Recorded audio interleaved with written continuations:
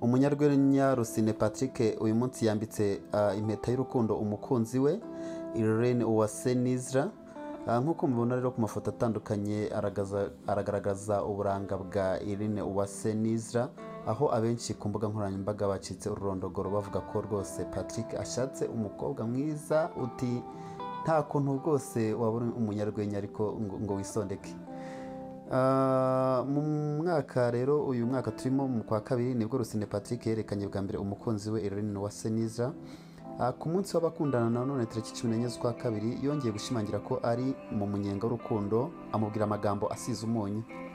Rusine yagize ati by'umwihariko uyu munsi ndizera ko wumva urukundo ngukunda n'uburyo ndi umunyamahirwe kukugira mu buzima bwanjye. Umunsi mwiza w'abakundanye.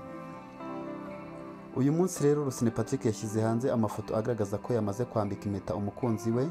Ni amafoto aherekejwe n'ubutumwa bugira buti uyu munsi usobanuye itangiriro rishya riganisha ku kubana iteka. Yongeraho amagambo agira ati hamwe no gutera kose k'umutima wanjye naguhisemo. Ibi bisobanuye guseka, urukundo hamwe n'iterambere ryacu twembi ubuzima bwacu bwose.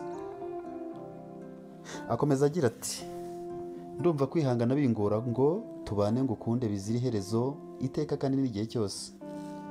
Rusine Patrick ari mu bahanga mu gutera urwenya, ndetse muri iki gihe ari mu bihe byiza aho usanga yitabazwa mu birori n'ibitaramo bitandukanye by'urwenya. Uyu musore uheruka guhamiriza inyarwanda ko nta kintu cyiza kibaho nko kuba mu rukundo, byitezwe ko mu bihe bya vuba azakora ubukwe n'umukobwa yihebeye Irene Uwase Nizra.